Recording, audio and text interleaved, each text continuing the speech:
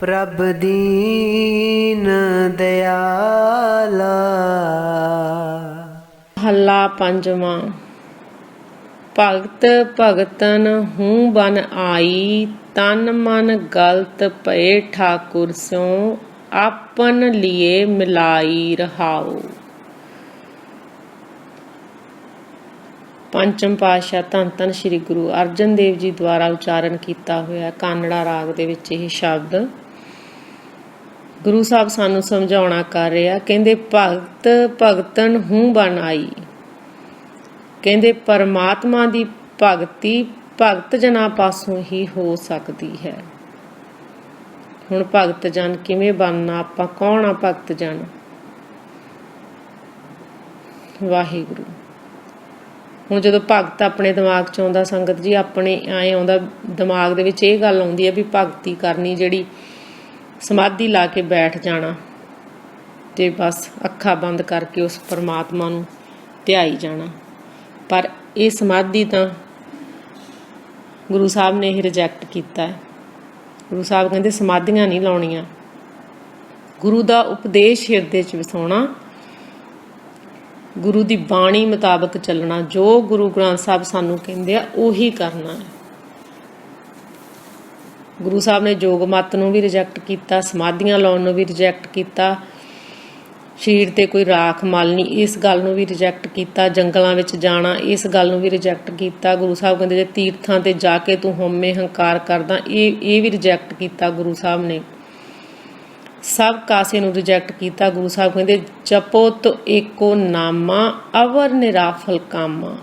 ਸਿਰਫ ਇੱਕ ਪਰਮਾਤਮਾ ਦਾ ਨਾਮ ਹੀ ਜਪਣਾ, ਹੋਰ ਤੂੰ ਸਾਰੇ ਕਰਮ ਕਾਂਡ ਛੱਡਣੇ ਆ। ਭਗਤ ਕੌਣ ਆ? ਜੋ ਜਿਹਦਾ ਇੱਕ ਨਾਲ ਸਿਰਫ ਪਿਆਰ ਹੁੰਦਾ ਪਰਮਾਤਮਾ ਨਾਲ, ਤੇ ਇੱਕ ਤੇ ਹੀ ਓਟ ਆਸਰਾ ਹੁੰਦਾ, ਜੋ ਉਹਦੇ ਹੁਕਮ ਨੂੰ ਮੰਨਦਾ ਹੈ, ਜੋ ਦੁੱਖ ਸੁੱਖ ਵਿੱਚ ਉਸ ਪਰਮਾਤਮਾ ਨੂੰ, ਦੁੱਖ ਵਿੱਚ ਵੀ ਉਹਨੂੰ ਧਿਆਉਂਦਾ ਤੇ ਸੁੱਖ ਵਿੱਚ ਵੀ ਉਹਨੂੰ ਧਿਆਉਂਦਾ ਹੈ, ਜੋ ਵੈਰੀ 'ਚ ਵੀ ਪਰਮਾਤਮਾ ਨੂੰ ਦੇਖਦਾ ਹੈ। ਦੁੱਖ ਸੁੱਖ ਦੋਨੋਂ ਸਮ ਕਰ ਜਾਣੇ, ਵੈਰੀ ਮੀਤ ਸਮਾਨ। ਜਿਹਦੀ ਆਹ ਅਵਸਥਾ ਬਣ ਜਾਂਦੀ ਹੈ, ਕੰਚਨ ਲੋਹ ਸਮਾਨ।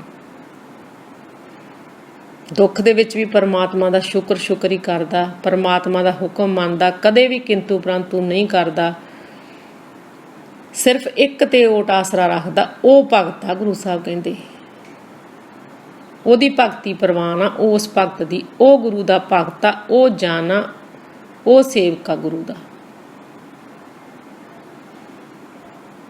ਆ ਭਗਤੀ ਪਰਮਾਤਮਾ ਨੂੰ ਪਸੰਦ ਆਉਂਦੀ ਹੈ। ਤੇ ਸਮਾਧੀਆਂ ਲਾ ਕੇ ਬਹਿ ਜਾਣਾ, ਧੂਣੀਆਂ ਦਿਖਾ ਕੇ ਬਹਿ ਜਾਣਾ, ਇਹ ਭਗਤੀ ਗੁਰੂ ਦੇ ਘਰ 'ਚ ਪ੍ਰਵਾਨ ਨਹੀਂ ਹੈਗੀ। ਵਾਹਿਗੁਰੂ ਵਾਹਿਗੁਰੂ। ਗੁਰੂ ਸਾਹਿਬ ਕਹਿੰਦੇ ਤਨ ਮਨ ਗਲਤ ਭਏ ਠਾਕੁਰ ਸਿਉ, ਆਪਨ ਲਿਏ ਮਿਲਾਈ ਰਹਾਉ। ਕਹਿੰਦੇ ਉਹਨਾਂ ਦੇ ਤਨ, ਉਹਨਾਂ ਦੇ ਮਨ ਪਰਮਾਤਮਾ ਦੀ ਯਾਦ ਵਿੱਚ ਮਸਤ ਰਹਿੰਦੇ ਆ, ਉਹਨਾਂ ਨੂੰ ਪ੍ਰਭੂ ਆਪਣੇ ਨਾਲ ਮਿਲਾਈ ਰੱਖਦਾ। ਹੁਣ ਉਹ ਮਨੋਂ ਵੀ ਉਸ ਪਰਮਾਤਮਾ ਨੂੰ ਯਾਦ ਹੀ ਕਰਦੇ, ਮਨ ਵਿੱਚ ਹਮੇਸ਼ਾ ਉਸ ਪਰਮਾਤਮਾ ਦੀ ਯਾਦ ਟਿਕੀ ਰਹਿੰਦੀ ਆ।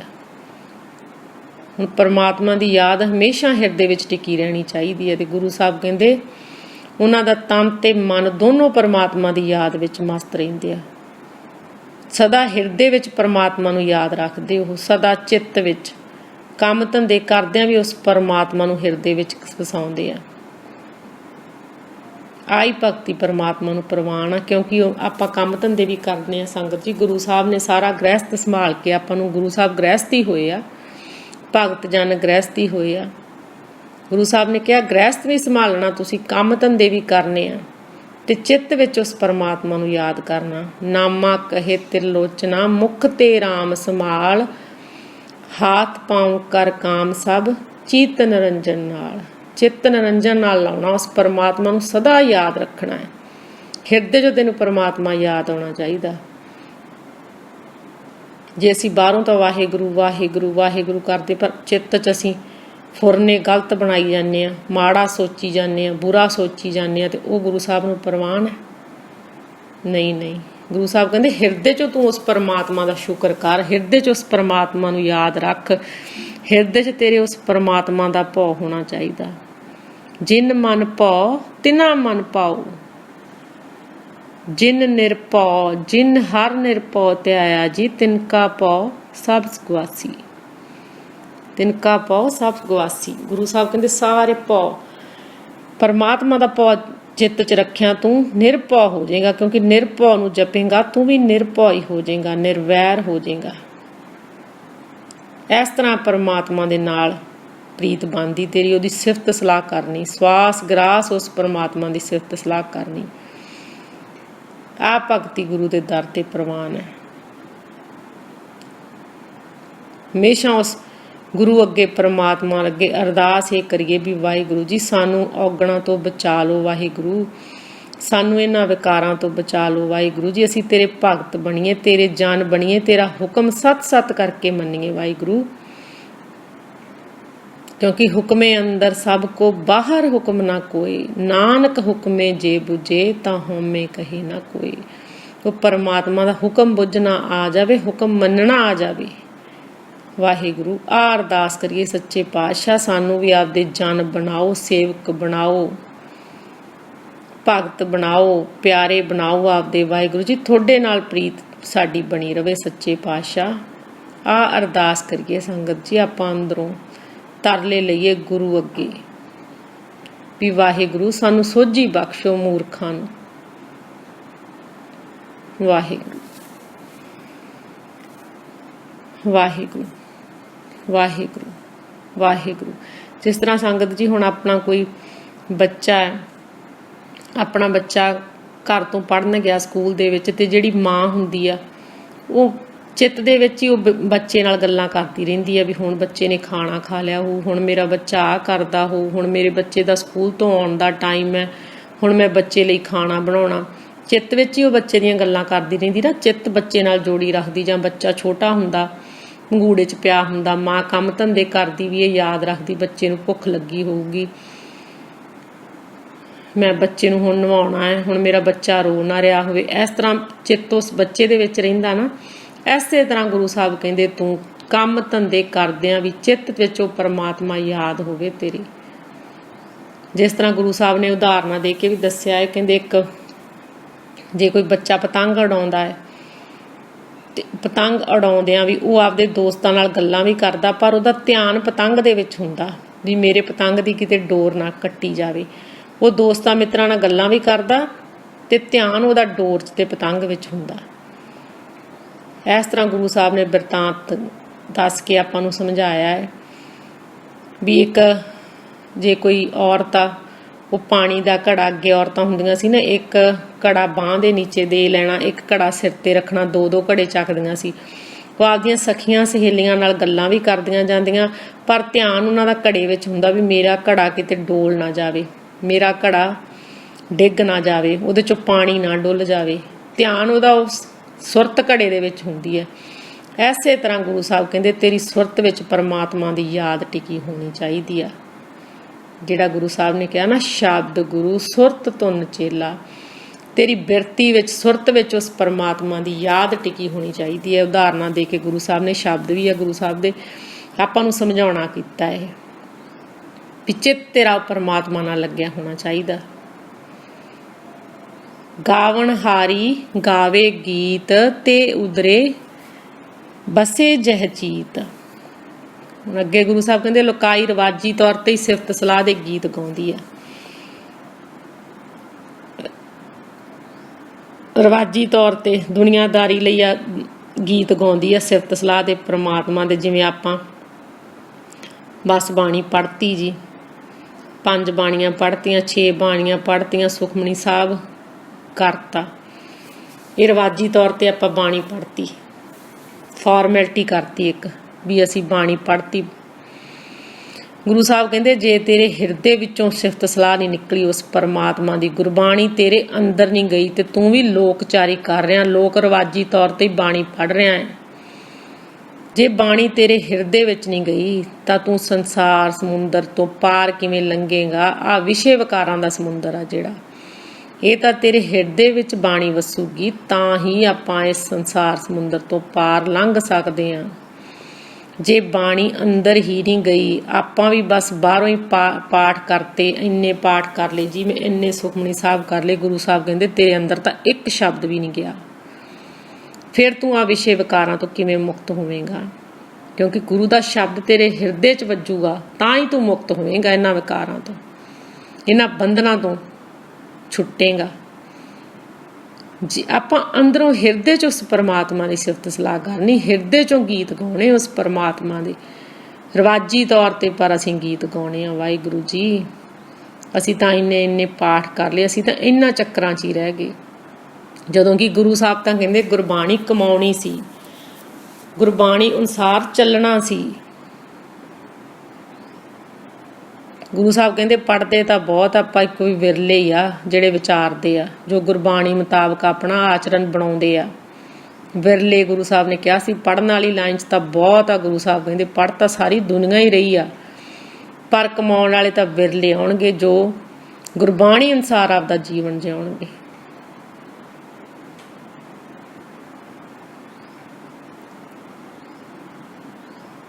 ਪੇਖੇ ਬਿੰਜਨ ਪ੍ਰੋਸਨ ਹਾਰੇ, ਜਹ ਭੋਜਨ ਕੀਨੋ ਤੇ ਤ੍ਰਿਪਤਾਰੇ। ਅੱਗੇ ਹੁਣ ਗੁਰੂ ਸਾਹਿਬ ਕਹਿੰਦੇ ਹੋਰਨਾਂ ਅੱਗੇ ਖਾਣੇ ਧਰਨ ਵਾਲੇ ਨੇ ਤਾਂ ਸਵਾਦਲੇ ਖਾਣੇ ਸਿਰਫ ਵੇਖੇ ਹੀ ਆ, ਪਰ ਰੱਜਦੇ ਉਹੀ ਹਨ ਜਿਨ੍ਹਾਂ ਨੇ ਉਹ ਖਾਣੇ ਖਾਧੇ ਆ। ਹੁਣ ਦੇਖੋ ਗੁਰੂ ਸਾਹਿਬ ਕਹਿੰਦੇ ਜਿਨ੍ਹਾਂ ਨੇ ਖਾਣੇ ਸਿਰਫ ਪਰੋਸੇ ਹੀ ਆ ਸਵਾਦਲੇ ਖਾਣੇ, ਤੇ ਖਾਣੇ ਖਾਧੇ ਨਹੀਂ, ਤੇ ਭੁੱਖ ਕਿਵੇਂ ਮਿਟੂਗੀ?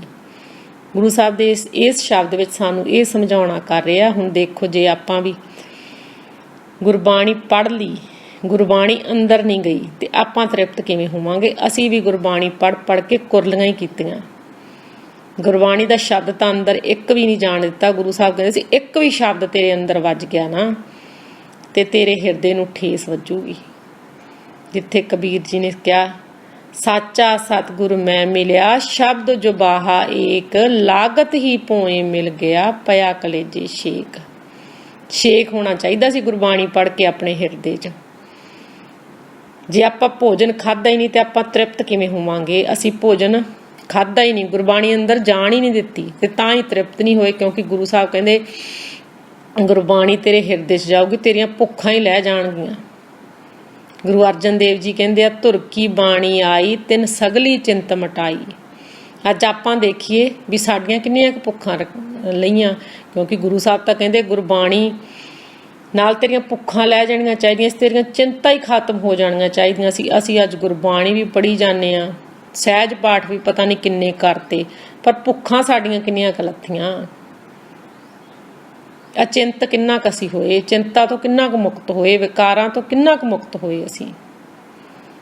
ਤੇ ਗੁਰੂ ਸਾਹਿਬ ਤਾਂ ਕਹਿੰਦੇ ਤੂੰ ਮੇਰਾ ਸਿੱਖ ਤਾਂ ਚੜ੍ਹਦੀ ਕਲਾ 'ਚ ਰਹੂਗਾ, ਹਮੇਸ਼ਾ ਕਦੇ ਵੀ ਚਿੰਤਾ 'ਚ ਨਹੀਂ ਰਹੂਗਾ। ਤੇ ਫਿਰ ਦੇਖੀਏ, ਕਿਉਂਕਿ ਕਮੀ ਗੁਰੂ ਗ੍ਰੰਥ ਸਾਹਿਬ ਵਿੱਚ ਨਹੀਂ ਹੋ ਸਕਦੀ, ਕਮੀ ਤਾਂ ਸਾਡੇ ਵਿੱਚ ਹੀ ਆ, ਕਿਉਂਕਿ ਅਸੀਂ ਗੁਰਬਾਣੀ ਅੰਦਰ ਹੀ ਨਹੀਂ ਜਾਣ ਦਿੱਤੀ, ਪੜ੍ਹ ਗੱਡੀਆਂ ਹੀ ਲੱਦੀਆਂ ਅਸੀਂ। ਤੇ ਗੁਰੂ ਸਾਹਿਬ ਤਾਂ ਕਹਿੰਦੇ ਗੁਰੂ ਦਾ ਸ਼ਬਦ ਤਾਂ ਇੱਕ ਹੀ ਬਹੁਤ ਆ, ਕੋਈ ਵੀ ਸ਼ਬਦ ਲੈ ਲਓ। ਜੇ ਹੁਣ ਖਾਣੇ ਨੂੰ ਆਪਾਂ ਦੇਖਿਆ ਹੀ ਸਿਰਫ ਖਾਣਾ ਖਾਧਾ ਨਹੀਂ, ਤੇ ਆਪਾਂ ਤ੍ਰਿਪਤ ਕਿਵੇਂ ਹੋਵਾਂਗੇ? ਗੁਰੂ ਸਾਹਿਬ ਨੇ ਕਿਹਾ ਸੀ ਖਜ਼ਾਨਾ ਤੋਂ ਖੋਲ ਕੇ ਦੇਖਣਾ ਸੀਗਾ, ਤੇ ਅਸੀਂ ਅੱਜ ਕੀ ਕੀਤਾ? ਅਸੀਂ ਗੁਰੂ ਘਰ ਜਾਂਦੇ ਹਾਂ ਤੇ ਪਰਿਕਰਮਾ ਕਰ ਆਉਂਦੇ ਹਾਂ, ਮੱਥੇ ਟੇਕ ਆਉਂਦੇ ਹਾਂ, ਤੇ ਪਰ ਗੁਰੂ ਦਾ ਸ਼ਬਦ ਇੱਕ ਵੀ ਨਹੀਂ ਸੁਣ ਕੇ ਆਉਂਦੇ, ਤੇ ਇੱਕ ਵੀ ਨਹੀਂ ਕਮਾਉਂਦੇ। ਜੇ ਸੁਣਾਂਗੇ ਤਾਂ ਕਮਾਵਾਂਗੇ, ਫੇਰ ਹੀ ਤੇਰਾ ਪਾਰ ਉਤਾਰਾ ਹੋਣਾ ਬੰਦਿਆ, ਗੁਰੂ ਸਾਹਿਬ ਕਹਿੰਦੇ। ਤੇ ਅਸੀਂ ਵੀ ਬਾਹਰੋਂ ਪਰਿਕਰਮਾ ਕੀਤੀਆਂ, ਬਾਹਰੋਂ ਚੌਰ ਸਾਹਿਬ ਕਰ ਲਏ, 7 ਵਾਰੀ ਅਸੀਂ ਪਰਿਕਰਮਾ ਕਰਦੇ, 7 ਵਾਰੀ ਮੱਥੇ ਰਗੜਦੇ ਆ। ਅਸੀਂ ਵੀ ਆਹ ਕਰਮਕਾਂਡ ਹੀ ਕੀਤੇ ਆ,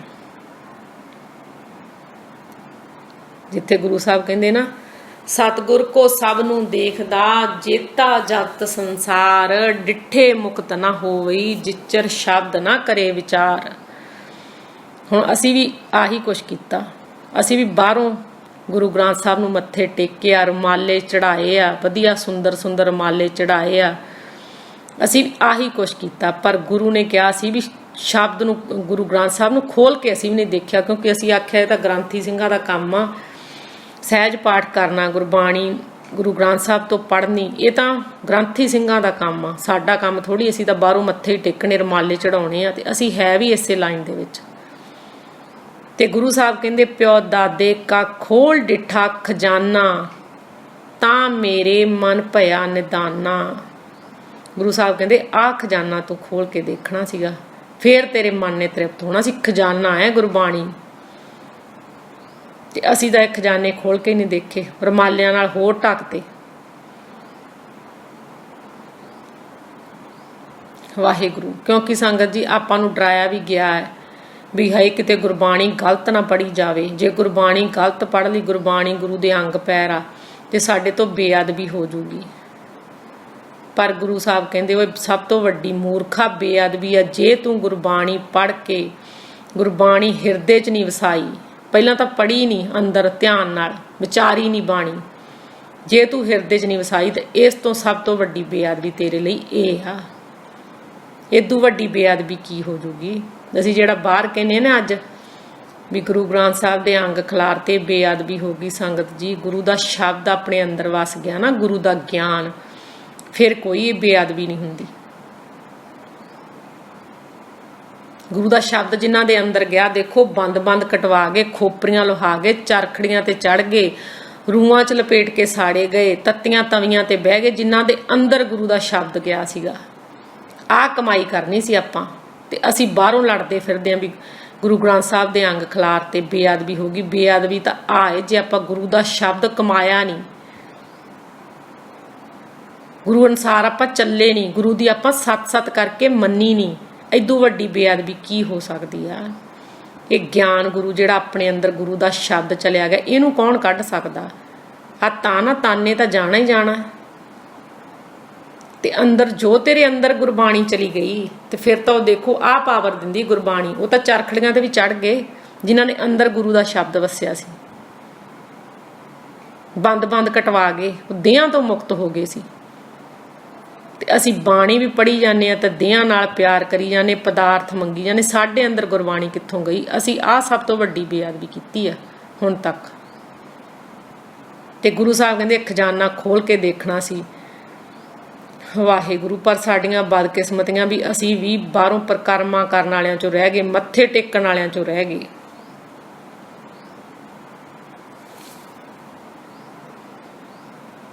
ਵਾਹਿਗੁਰੂ। ਅੱਗੇ ਗੁਰੂ ਸਾਹਿਬ ਕਹਿੰਦੇ ਅਨੇਕ ਸਵਾਂਗ ਕਾਛੇ ਭੇਕ ਧਾਰੀ, ਜੈਸੋ ਸਾ ਤੈਸੋ ਦ੍ਰਿਸ਼ਟਾਰੀ। ਕਹਿੰਦੇ ਸਵਾਂਗੀ ਮਨੁੱਖ ਮਾਇਆ ਦੀ ਖਾਤਰ ਅਨੇਕਾਂ ਮਨ ਬਾਛਤ ਸਵਾਂਗ ਬਣਾਉਂਦਾ ਹੈ, ਪਰ ਜਿਹੋ ਜਿਹਾ ਉਹ ਅਸਲ ਵਿੱਚ ਹੈ ਉਹ ਜਿਹਾ ਹੀ ਉਹਨਾਂ ਨੂੰ ਦਿਸਦਾ ਹੈ ਜਿਹੜੇ ਉਸ ਨੂੰ ਜਾਣਦੇ ਹਨ। ਦੇਖੋ ਗੁਰੂ ਸਾਹਿਬ ਕਹਿੰਦੇ ਤੂੰ ਵੀ ਸਵਾਂਗ ਹੀ ਬਣਾਏ। ਮਾਇਆ ਦੀ ਖਾਤਰ ਆਪਾਂ ਵੀ ਪਦਾਰਥ ਹੀ ਮੰਗੇ ਆ, ਕਰਮ ਕਾਂਡ ਹੀ ਕੀਤੇ ਆ। ਸਾਨੂੰ ਆਹ ਦੇ ਦਿਓ ਜੀ, ਧੀਆਂ ਦੇ ਦਿਓ ਜੀ, ਪੁੱਤ ਦੇ ਦਿਓ ਜੀ, ਸਾਡਾ ਪੁੱਤ ਪੜ੍ਹ ਜਾਵੇ ਜੀ, ਸਾਡਾ ਪੁੱਤ ਸੈੱਟ ਹੋ ਜਾਵੇ ਜੀ। ਅਸੀਂ ਆਹੀ ਕੁਛ ਮੰਗਿਆ ਗੁਰੂ ਸਾਹਿਬ ਤੋਂ।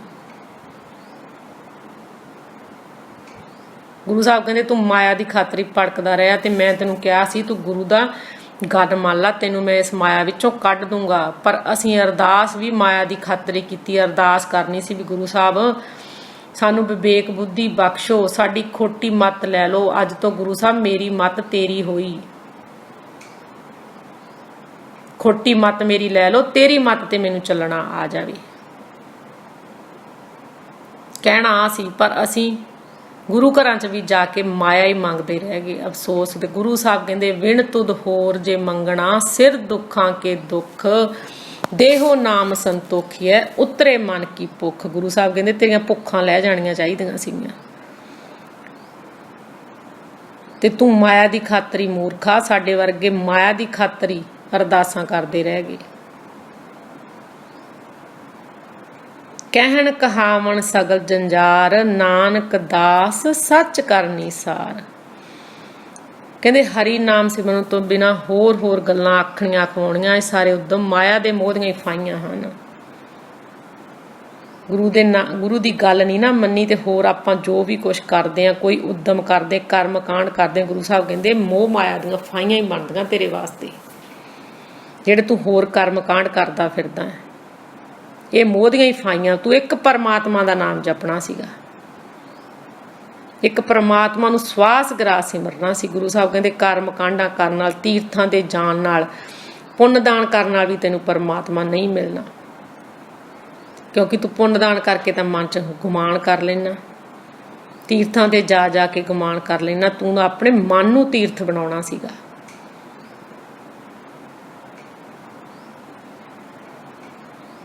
ਗੁਰਦੁਆਰਿਆਂ ਦੇ ਵਿੱਚ ਜਾ ਜਾ ਕੇ ਮੱਥੇ ਟੇਕਦੇ ਹਾਂ ਅਸੀਂ, ਦੂਣੇ ਹੋ ਕੇ ਮੱਥੇ ਟੇਕਦੇ ਹਾਂ, ਨਿਉ ਕੇ ਮੱਥੇ ਟੇਕਦੇ ਆ। ਤੇ ਗੁਰੂ ਸਾਹਿਬ ਦਾ ਕਹਿੰਦੇ ਅਪਰਾਧੀ ਦੂਣਾ ਨਿਵੇ ਜੋ ਹੰਤਾ ਮਿਰਗਾਏ, ਸੀਸ ਨਵਾਈਏ ਕਿਆ ਥੀਏ ਜਾਂ ਹਿਰਦੇ ਕਸੁੱਧਾ ਜਾਹੇ।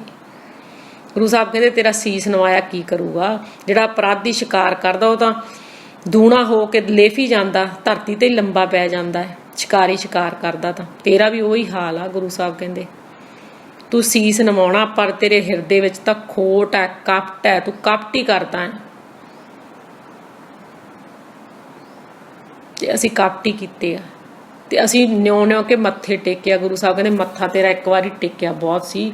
ਤੂੰ ਆਤਮ ਸਮਰਪਣ ਕਰਨਾ ਸੀ, ਗੁਰੂ ਨੂੰ ਸਰੈਂਡਰ ਕਰਨਾ ਸੀ ਵੀ ਗੁਰੂ ਸਾਹਿਬ ਮੈਂ ਮਨਮੁਖ ਹਾਂ, ਮੇਰੀ ਖੋਟੀ ਮੱਤ ਕੱਢ ਲਓ, ਮੈਨੂੰ ਆਪਣੀ ਮੱਤ ਬਖਸ਼ ਦਿਓ ਗੁਰੂ, ਮੈਂ ਤੇਰੀ ਮੱਤ ਤੇ ਚੱਲਾਂ, ਮੈਨੂੰ ਗੁਰਮੁਖ ਬਣਾਓ, ਮੇਰਾ ਤੇਰੇ ਵੱਲ ਮੁਖ ਹੋ ਜੇ, ਮੈਂ ਤੇਰੀ ਸੱਤ ਕਰਕੇ ਮੰਨਾਂ। ਤੇ ਅਸੀਂ ਬਾਹਰੋਂ ਤਾਂ ਮੱਥੇ ਟੇਕਦੇ ਹਾਂ ਲਿਫ ਲਿਫ ਕੇ, ਨੱਕ ਰਗੜਦੇ ਹਾਂ, ਪਰ ਗੁਰੂ ਦੀ ਮੰਨੀ ਇੱਕ ਨਹੀਂ। ਕਿਉਂਕਿ ਅਸੀਂ ਕਹਿੰਦੇ ਹੁੰਦੇ ਆ ਨਾ ਵੀ ਗੁਰਦੁਆਰਾ ਸਾਹਿਬ ਪੰਡਾਲ ਭਰਿਆ ਤੇ ਲੋਕ ਕਹਿਣਗੇ ਇਹ ਤਾਂ ਬਹੁਤ ਧਰਮੀ ਬੰਦਾ, ਨਿਉ ਕੇ ਮੱਥਾ ਟੇਕਦਾ, ਮੱਥਾ ਹੀ ਰਗੜੀ ਜਾਂਦਾ। ਅਸੀਂ ਇਹਨਾਂ ਕਰਮ ਕਾਂਡਾਂ 'ਚ ਰਹਿ ਗਏ, ਜਦੋਂ ਕਿ ਗੁਰੂ ਨੇ ਸਾਡੀ ਭਾਵਨਾ ਵੇਖਣੀ, ਸਾਡੀ ਸ਼ਰਧਾ ਵੇਖਣੀ ਵੀ ਸਾਡੇ ਅੰਦਰ ਕੀ ਕਪਟ ਹੈ। ਤੇ ਅਸੀਂ ਕਪਟ ਲੈ ਕੇ ਗੁਰਦੁਆਰਾ ਸਾਹਿਬ ਜਾਂਦੇ ਹਾਂ, ਪਖੰਡ ਕਰਦੇ ਹਾਂ, ਕਰਮ ਕਾਂਡ ਕਰਦੇ ਹਾਂ ਵੀ ਇਸ ਤਰ੍ਹਾਂ ਸ਼ਾਇਦ ਸਾਨੂੰ ਪਰਮਾਤਮਾ ਮਿਲ ਜੂ। ਗੁਰੂ ਸਾਹਿਬ ਕਹਿੰਦੇ ਹਰ ਹਰ ਕਰੇ ਨਿਤ ਕਪਟ ਕਮਾਵੇ, ਹਿਰਦਾ ਸ਼ੁੱਧ ਨਾ ਹੋਈ। ਕਹਿੰਦੇ ਬਾਹਰੋਂ ਵਾਹਿਗੁਰੂ ਵਾਹਿਗੁਰੂ ਵੀ ਕਰਦਾ ਤੇ ਅੰਦਰ ਤੇਰੇ ਵਿਕਾਰ ਆ, ਕਪਟ ਆ, ਤੇਰਾ ਹਿਰਦਾ ਤਾਂ ਸ਼ੁੱਧ ਨਹੀਂ ਹੈਗਾ। ਵਾਹਿਗੁਰੂ ਗੱਲ ਸਾਰੀ ਗੁਰਬਾਣੀ ਵਿੱਚ ਮੰਨਦੀ ਹੈ ਸੰਗਤ ਜੀ। ਆਪਾਂ ਇਸ ਮਨ ਨੂੰ ਸ਼ੁੱਧ ਕਰਨਾ, ਗੁਰੂ ਦੀ ਗੱਲ ਮੰਨਣੀ ਆ, ਗੁਰੂ ਦੀ ਸੱਤ ਕਰਕੇ ਮੰਨਣੀ ਆ। ਗੁਰੂ ਸਾਹਿਬ ਕਹਿੰਦੇ ਬਾਕੀ ਜੋ ਵੀ ਤੂੰ ਕਰਮ ਕਾਂਡ ਕਰਦਾ ਸਾਰੀਆਂ ਮਾਇਆ ਦੇ ਮੋਹ ਦੀਆਂ ਫਾਹੀਆਂ ਹੈ। ਅੱਗੇ ਗੁਰੂ ਸਾਹਿਬ ਕਹਿੰਦੇ ਪਰਮਾਤਮਾ ਦਾ ਨਾਮ ਸਿਮਰਨਾ ਹੀ ਸਭ ਤੋਂ ਸ੍ਰੇਸ਼ਟ ਕਰਤਮ ਹੈ, ਨਾਨਕ ਦਾ ਸੱਚ ਕਰਨੀ ਸਾਰ। ਤਤ ਸਾਰੇ ਆ ਵੀ ਪਰਮਾਤਮਾ ਦਾ ਨਾਮ ਸਿਮਰਨਾ ਹੀ ਸਭ ਤੋਂ ਸ੍ਰੇਸ਼ਟ ਤੇ ਉੱਤਮ ਕਰਤੱਵ ਹੈ ਤੇਰਾ। ਹੋਰ ਸਾਰੇ ਕਰਮ ਕਾਂਡ ਛੱਡ ਦਿਓ। ਗੁਰੂ ਸਾਹਿਬ ਕਹਿੰਦੇ ਇੱਕ ਪਰਮਾਤਮਾ ਦਾ ਨਾਮ ਹਿਰਦੇ 'ਚ ਵਸਾਈਏ ਤੇ ਅਰਦਾਸ ਕਰੀਏ ਵੀ ਵਾਹਿਗੁਰੂ ਸਾਨੂੰ ਜੋ ਵੀ ਗੁਰੂ ਗ੍ਰੰਥ ਸਾਹਿਬ ਕਹਿੰਦੇ ਆ, ਸਾਨੂੰ ਗੁਰੂ ਸਾਹਿਬ ਤੁਹਾਡੇ ਮੁਤਾਬਕ ਚੱਲਣਾ ਆ ਜਾਵੇ, ਅਸੀਂ ਮਨ ਦੀ ਮੱਤ ਛੱਡ ਦਈਏ। ਤੁਸੀਂ ਕਿਰਪਾ ਕਰੋਗੇ ਤਾਂ ਵਾਹਿਗੁਰੂ ਅਸੀਂ ਤੁਹਾਡੇ ਦੱਸੇ ਰਸਤੇ ਉੱਤੇ ਚੱਲ ਸਕਦੇ ਹਾਂ। ਵਾਹਿਗੁਰੂ ਸਾਨੂੰ ਮੂਰਖਾਂ ਨੂੰ ਸੋਝੀ ਬਖਸ਼ੋ, ਵਿਵੇਕ ਬੁੱਧੀ ਬਖਸ਼ੋ, ਨਾਮ ਦੀ ਦਾਤ ਬਖਸ਼ੋ, ਸਵਾਸ ਗ੍ਰਾਸ ਸਿਫਤ ਸਲਾਹ ਬਖਸ਼ੋ। ਵਾਹਿਗੁਰੂ ਆਹ ਅਰਦਾਸ ਕਰੀਏ ਸੰਗਤ ਜੀ ਆਪਾਂ ਹਿਰਦੇ 'ਚੋਂ। ਵਾਹਿਗੁਰੂ। ਹਾਂਜੀ ਸੰਗਤ ਜੀ, ਗੁਰਬਾਣੀ ਪੜ੍ਹਦਿਆਂ ਵਿਚਾਰ ਕਰਦਿਆਂ ਬਹੁਤ ਭੁੱਲਾਂ ਹੋ ਜਾਂਦੀਆਂ। ਗੁਰੂ ਸੰਗਤ ਬਖਸ਼ਣਯੋਗ ਹੈ, ਬਖਸ਼ ਦੇਣਾ। ਸਹੀ ਪਿਆਰੇ ਮੇਲ ਜਿੰਨਾ ਮਿਲਿਆ ਤੇਰਾ ਨਾਮ ਚਿੱਤ ਆਵੇ। ਵਾਹਿਗੁਰੂ ਜੀ ਕਾ ਖਾਲਸਾ, ਵਾਹਿਗੁਰੂ ਜੀ ਕੀ ਫਤਿਹ। ਕੋਈ ਅਵਰ ਨ ਤੇਰੀ ਪਾਤੇ, ਅਵਰ ਨ ਤੇਰੀ ਪਾਤੇ।